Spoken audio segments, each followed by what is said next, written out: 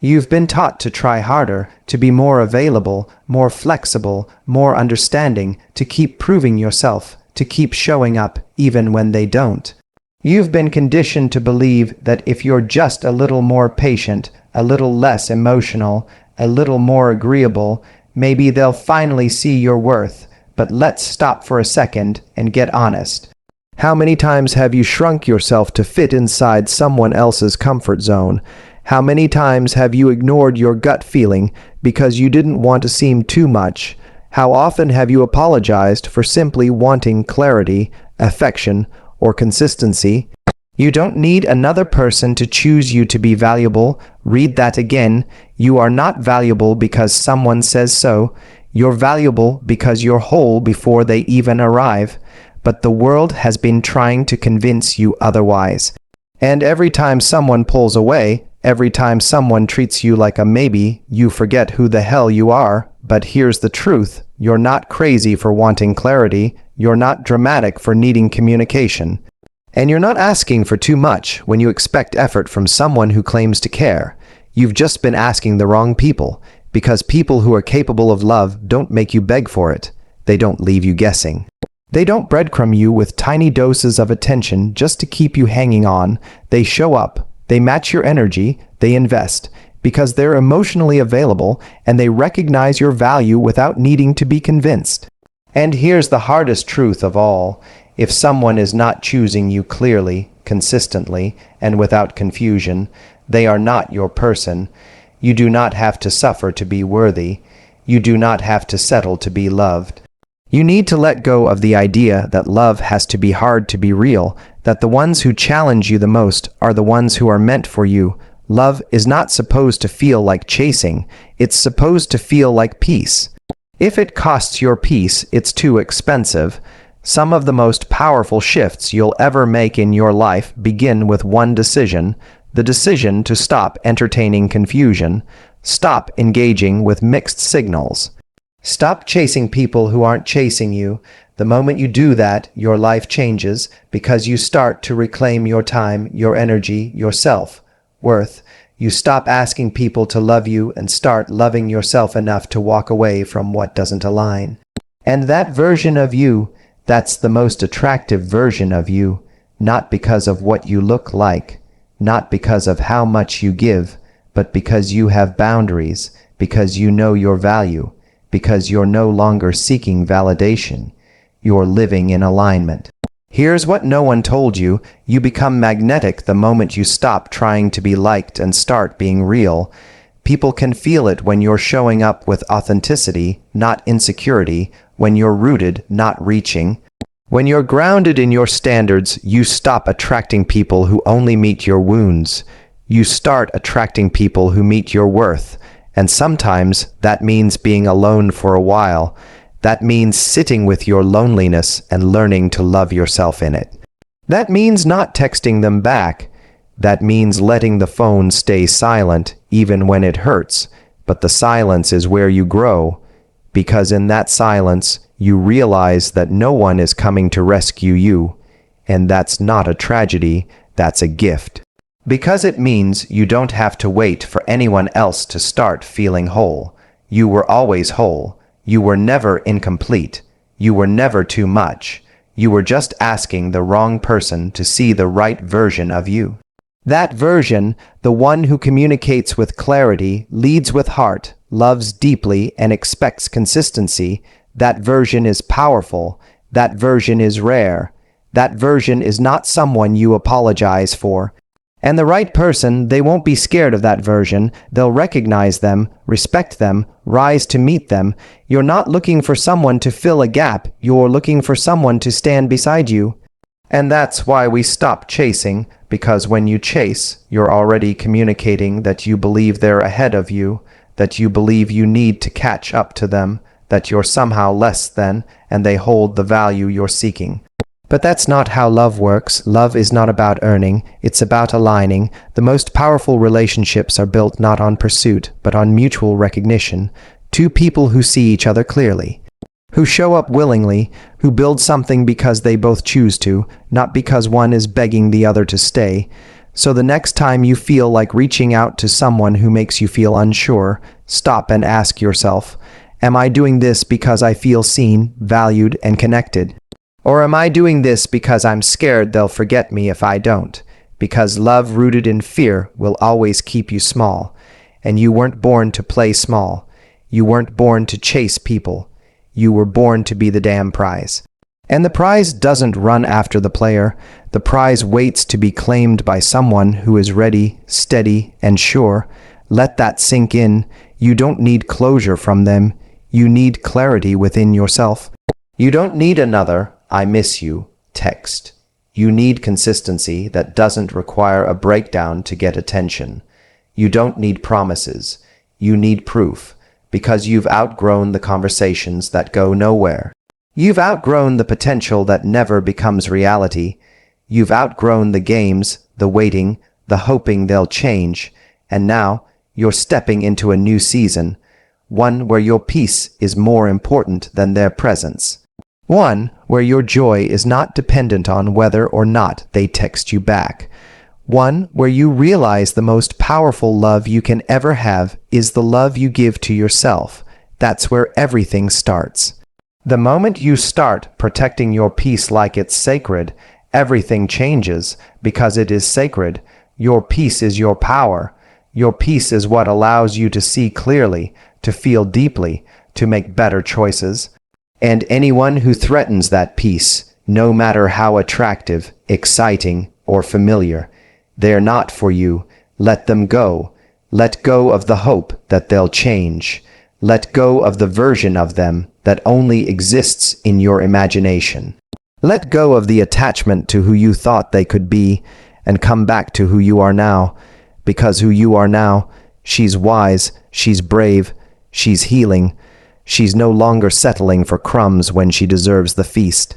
And if it means walking alone for a while, so be it. Because alone is not the same as lonely. Alone is peaceful. Alone is clear. Alone is powerful. Alone is where you meet yourself again. It's where you stop running from your wounds and start listening to them.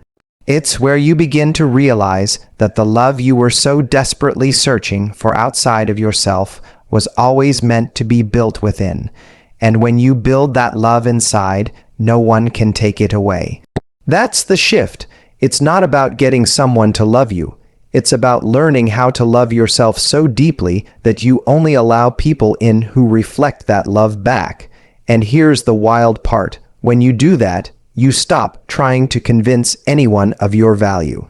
You start attracting people who already see it, because like attracts like. Confidence attracts confidence.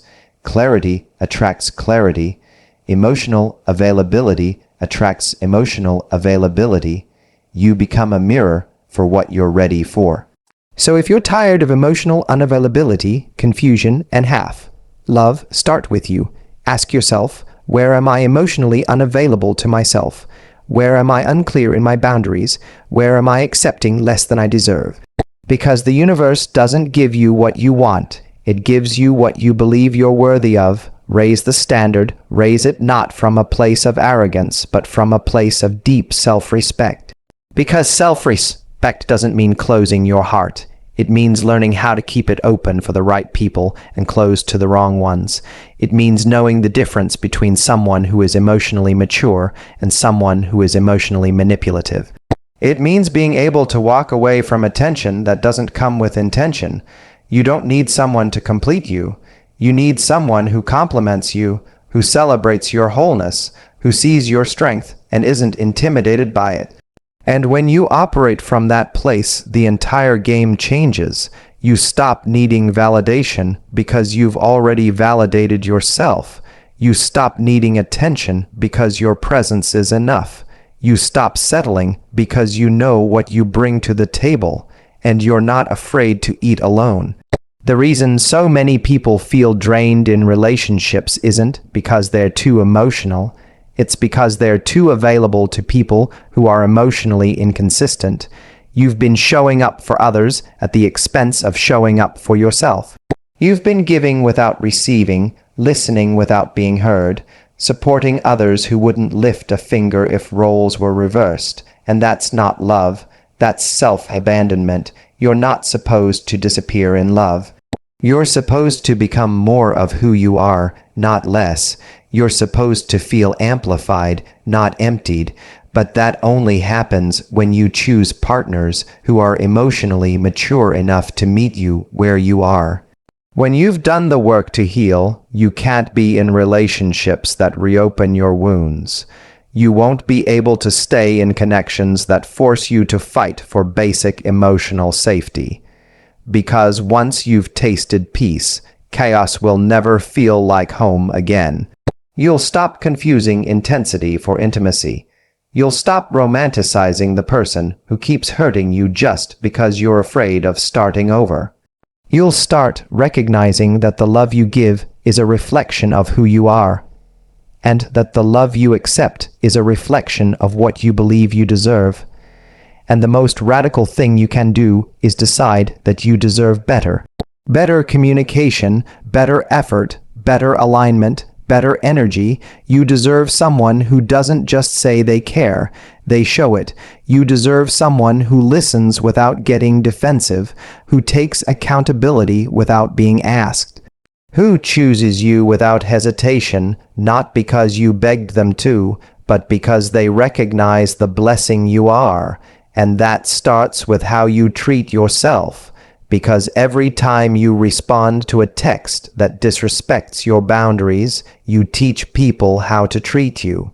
Every time you lower your standards just to keep someone in your life, you reinforce the lie that you're not enough as you are. Every time you ignore your intuition, you distance yourself from your own power. Your intuition is your greatest compass. Stop silencing it just to keep people who don't know how to love you.